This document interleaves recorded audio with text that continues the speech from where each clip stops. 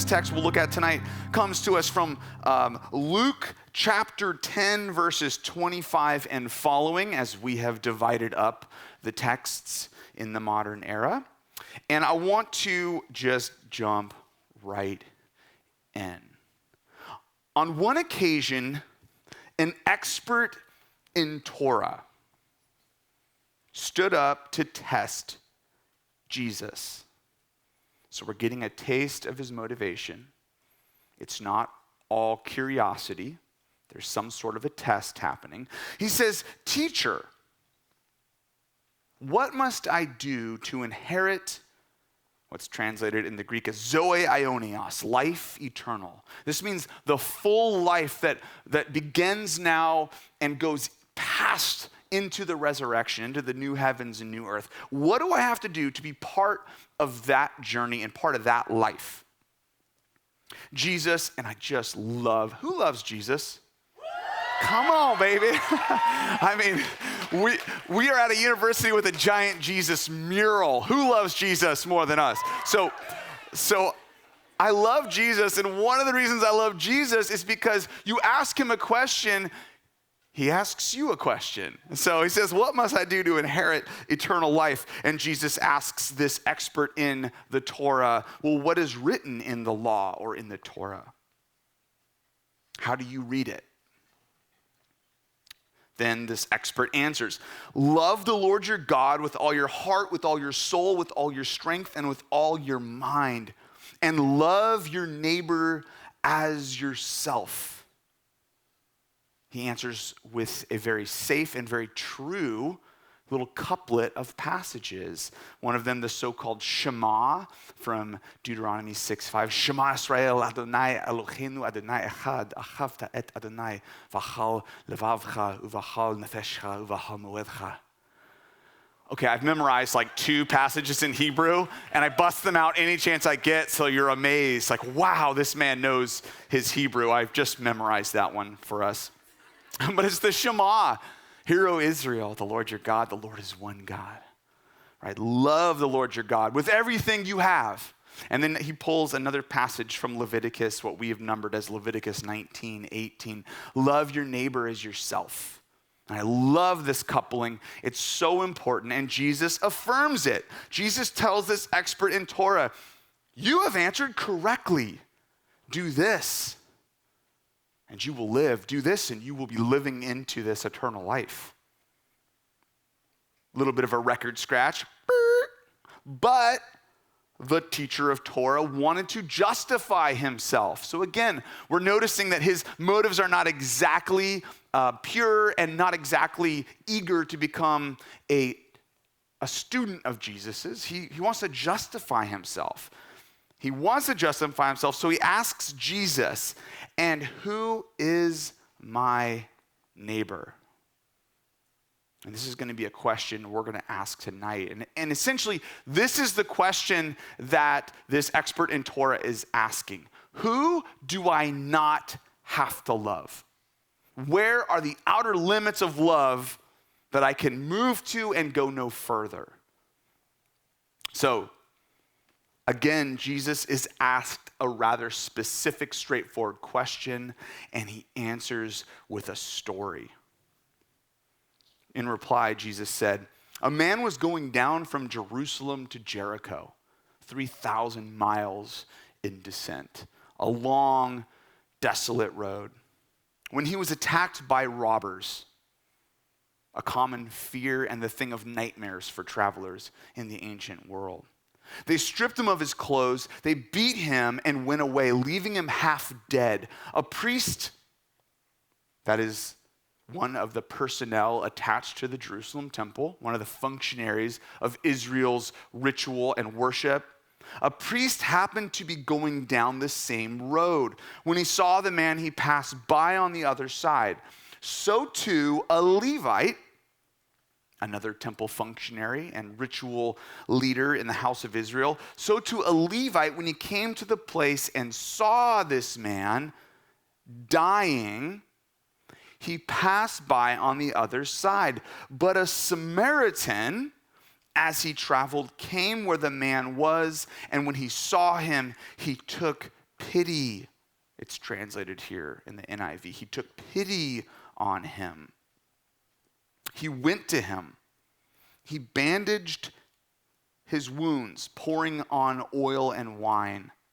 And then he put the man on his own donkey. He brought him to an inn. He took care of him. The next day, he took out 2 denarii, which is a good amount of money. He gave it to the innkeeper and said, look after him. And he said, when I return, I will reimburse you for any extra expense you may have. And he asks the expert in the law, which of these 3 do you think was a neighbor to the man who fell into the hands of robbers? The expert in the law or Torah said the one who had mercy on him. And Jesus told him, go and do likewise. This story, as is very characteristics of the parables of Jesus, is not told to make a complex answer simpler or more palatable, to take something from the top shelf and bring it down to the cookie shelf. Instead, what Jesus likes to do often in parables is tell you a story that forces you into a seat, into a point of view or vantage point that makes you look at things differently and often problematizes or troubles the presuppositions, expectations, and biases that you came to the story originally with. And this is exactly what's happening here. We don't have time. You could take biblical backgrounds with me, and we'll spend a little bit of time. Come on now. Come on. Biblical backgrounds. And we'll talk about Samaritans. We'll talk about Jewish sectarianism. We'll talk about the hostilities between Samaritans and Jerusalemite worshipers in the first century. 150 years before this story, the Jerusalem leadership destroyed a temple on Mount Gerizim that was a Samaritan temple. Hostilities have been boiling for centuries, and Jesus tells a story that's featuring a protagonist who is the wrong person. Many of you have heard this story. I'm not going to spend too much time on that, but I want you to notice like the lavish response and the kind of ridiculous response of this Samaritan. Not only is he going to make sure this individual's okay, but he's maybe a merchant because he has all this equipment with him, like oil and wine and a donkey. He takes this guy, puts him on the donkey, takes care of him, goes to an inn and says, hey, here's some money. Whatever else he needs, charge it to the room and I'll pay you back. This is like a dangerous, risky scenario the Samaritan's putting himself in because whoever beat up this individual is probably still out there. And so you're vulnerable and alone and you're kind of well stocked with precious goods, yet you're going to stop and help. And then you go get into a risky financial arrangement with an innkeeper. I mean, I would encourage all of you, don't put me up in a hotel room and say, hey, whatever he charges to the room, charge to me. That's a bad idea, right? It's not going to end well. It's a risky investment if you don't know the person. And so all of this Jesus is layering on to kind of make it almost hyperbole, almost ridiculous how much this individual's caring for this hurt person. What I want to circle back to with all this is that question, who do I not have to love? That's the first major question that I think we can all reflect on for a moment with this parable. And as we start a new semester, as we begin with brothers and sisters in Christ here on campus, and then those in our larger spheres of influence and highways and byways, who do I not have to love? The way Jesus answers it is with a story featuring boundless love. He's asked about the limitations, and he answers with a limitless picture of love. Notice that the individuals in this story, one a priest, one a Levite. Both of those positions are not positions that you study for and apply for and then get hired into. You don't accomplish your way into them. These are positions that are all about bloodline. You're born into them and then given respect and honor simply because you have the right genealogy. And the same is true with this Samaritan, an individual that did not choose their bloodline, did not choose to be on the wrong side of a dispute with Jerusalem elites, but alas, there he is. And Jesus is answering this question, who do I not have to love? By upending all of the legal experts' presuppositions about these people. More than that, and I think magnificently subversive in this storytelling, is the perspective. Notice the point of view from which you, the hearer of the story, are watching it all take place. You actually get a peek in verse 36. Jesus asks, after telling the story, which of these three do you think was a neighbor to the man who fell into the hands of robbers? One scholar has put it this way: who was a neighbor to the man in the ditch? So when this expert in the law says, who do I not have to love and still be okay? Where can I draw the line? Whether it's ethnically or socioeconomically or just personally, where can I draw that line? And Jesus obliterates the line. And then he asks the question, the person who's perishing in the ditch, who's literally seeing their life and last moments perhaps, who's in pain, who's coming in and out of consciousness, who's stripped naked, has lost everything, and is going to die from either exposure to the elements, an animal attack, or, Lord forbid, the same robbers come back to do more sadistic damage. And Jesus asks that person, when you're there, all of us, those hearing the story, and this expert in the law, when you're in a ditch, dying, who's your neighbor? And it turns out, when you're in a ditch dying, you get a lot less picky about who is going to come and be your neighbor. You get a lot less racist, you get a lot less specific about the religious profile of this person, and you are reminded, this is one of the pieces that I love about this parable, you're reminded that we share something called humanity. And it's so easy to forget, and it's one of those simple principles that we always kind of graduate beyond. But if we can remain there and understand that basic anthropology, that we are made in the image of God and we share that, then suddenly the question, who do I not have to love, becomes the craziest question we could ever ask. And Jesus himself reminds us. And this is hard, okay? It's easy to preach, especially when I'm up here and the lights are bright and I can't really even see you. And it's like, it's easy. It rolls right off the tongue, through the mustache, into the crowd. And yet, actually living this out can be so difficult, but when you capture glimpses of it, when you see like a trace amount of this kind of love, it's so inspiring and beautiful. One example, and I'll brag on her because she's my wife Braylon, beautiful, beautiful person inside and out.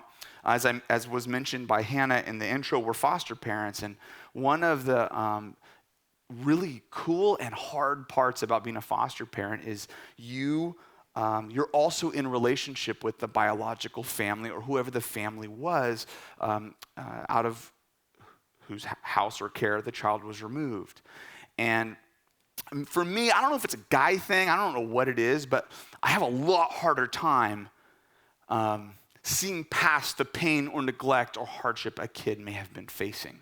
It really gets me sad and not just sad, but like angry. Like, how dare someone hurt a child? How dare that happen? And so for me, it takes a little bit of time to remember, like, these are people, human beings made in the image of God.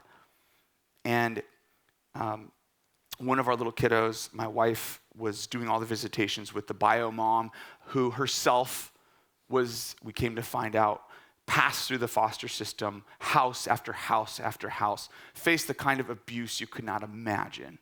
And so there she falls into the same system of abuse with her own child. And my wife begins to build a relationship with her, and as hard as it can be, and as much as I just want, I just want this kid, to be in my home only. My wife sees a bigger vision of a person that she's meeting with every single week. And I'll never forget, it was this bio mom's birthday. Bray had found out, and she bought her just like some Bed Bath & Beyond stuff. We all have coupons for that anyway, right? Like 20% off coupons fall from the sky.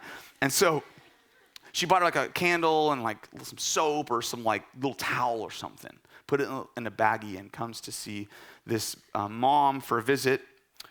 And there's always been a little bit of hostility in the mom's side. She was protective. She was angry. She was feeling a lot of feelings, which is very normal. And Bray gives her this little, it maybe cost $15 bag. And all of a sudden, Biomom just begins weeping. And she tells my wife, and she's like 20, 21 years old. She says, I've never received a birthday present in my life. And I'm just like, okay, Lord, who do I not have to love, right? You're reminded there is a human being on the other side of this relationship, as hard as it may be. It's a beautiful thing when we experience that kind of love. But I can sit here and bang this metal podium and talk to you about, you're not doing it enough, Biola. You got to love better, love harder, love deeper, love more, folks. Love your roommates. Love the roommates you don't love to love sometimes. Love your enemies. I could really sit there and convince you this is what you have to do. But I actually believe that another question is kind of the key to this. And this is what I'm most excited about kind of landing on tonight through this parable. And it's this question, and I would love for you to ask this question. What is the shape of God's love? Like when you think about it, I know this is kind of abstract. What is the shape of God's love? What comes to mind when I say God's love? What emerges in your consciousness? What feelings or thoughts or ideas are attached to it? Not just academically, but emotionally. Is there a little civil war going on in your mind about that question? What is the shape of God's love? And here's why I think this question is actually the most primary question. If your grasp of a God-shaped love is defunct or deficient, your love for others will always operate out of that deficit. It will be trapped in that ditch, that deficit, that rut that is your defunct notion of God-shaped love. It's kind of like if you go to Autopia at Disneyland and you floor it. You could just jam that gas pedal to the floor the whole time and you're still gonna be like 4 miles an hour. No matter how hard you push it down, 4 miles an hour. There's a governor on it. It won't allow the thing to accelerate. They should have like one day a year where it's like they allow it to go all out. But in the same way, if our view of God-shaped love is deficient, you could hear 1,000 chapels, you could read your systematic theology book on the attributes of God and love backwards and forwards. You could memorize in the original Greek every teaching Jesus ever gave about love, and still you're gonna find yourself regularly running up against a speed limit you can't break out of. I really believe that. And what is so great is the love that we see on such spectacular display in this parable is exactly a God-shaped love. Heck yeah. It's exactly a God-shaped love. When the Samaritan, we find out, when the Samaritan sees the man in the ditch or the person bleeding out, dying in this desolate road, this individual who has been socially passed by two others that we might expect to care, and the Samaritan sees him, this really cool verb is used. It's in a passive construction here, but I'll give you the lexical form of it. Splagnizo. Everyone say splagnizo. Oh, yeah, that was so beautiful. That's such a fun Greek word. Splagnizo. Okay, sorry, I got a little mustache in my mouth. It's this term that shows up that's translated moved with compassion. Splagnizo. It's the same moral, emotional, instinctual response that we see show up that is attached to God earlier in Luke, and that is attached to Jesus, God in the flesh, earlier in Luke as well. Splagnito, it literally means like to be moved in your guts. It goes beyond I love them, but I don't like them. It goes beyond well, I gotta love, I'm God after all. And it moves into that kind of response where you can't help but close the distance between you and that person you care so deeply for to help them. In chapter 1 of Luke, Zechariah, John the Baptizer's dad, is singing this song about God's faithfulness and salvation to Israel. And in 178, it says essentially God's splagna, this moral, emotive forgiveness gut response of God, is the motivating factor behind his forgiveness of his people. He doesn't forgive because he wants his reputation spotless. We could find some theology there, perhaps, something about his reputation, sure. But what we're hearing in the scripture, if we care to hear it, is that God's moved in the guts. And then Jesus, earlier, like right before this parable, he sees a widow. There's just Jesus, and a widow's funeral procession for her only son is passing by. The devastation on this woman's face must have been so evident. And Jesus doesn't see it and go, well, I'm going to bring everything back to life again, and I am the source of life, so let's just get over this crying stuff. Instead, it says that Jesus, splagnito, he experiences this gut response of compassion. And he goes and he restores this child back to a mother that thought it was over. This is God-shaped love on display in this parable. And I want to close by asking you, again, what is the shape of God's love in your mind? I'm going to ask the band to kind of make their way back up. That first step is a doozy, so careful. And I want to ask you, I want to try something. I have a couple minutes left here, and I want to try not just to talk about this, but maybe even give you an opportunity while the semester is fresh, while you are at the threshold of what I think is going to be an exciting Biola year, one for the ages, an opportunity to re-encounter the love, the deep God-shaped love. Because I could tell you about it, but when you've tasted it, when you've seen it, when you've encountered it, it changes everything.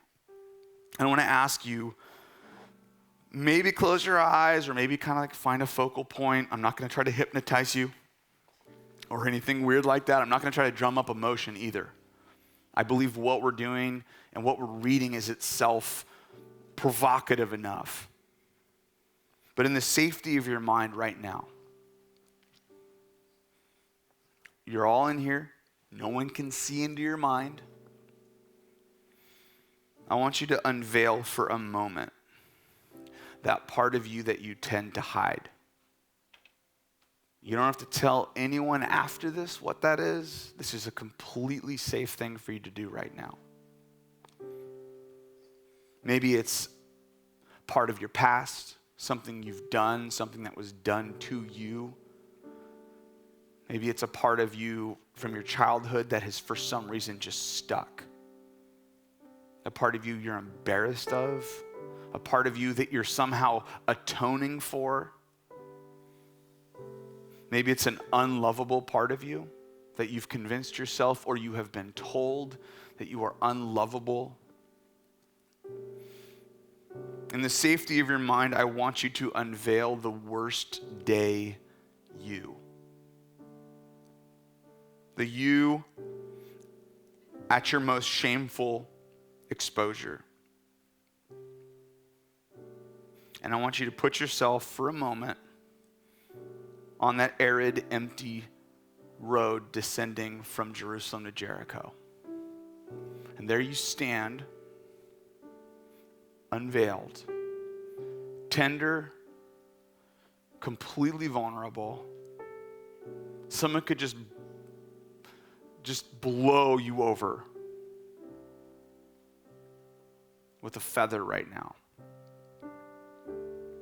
You're broken, embarrassed, stigmatized. Maybe you're sin-soaked. You're unlovable. You on your worst day is standing there. And as you sit there, you notice on this solitary descending road, there is a figure that is walking towards you right now. And as you reach and scramble to cover yourself with some kind of veil, something so you will not be seen for what you believe you are, the unlovable part of you, you realize there's no veil to grab right now. And you notice this figure that is walking ever closer in the distance. It's Jesus. This is Jesus of Nazareth.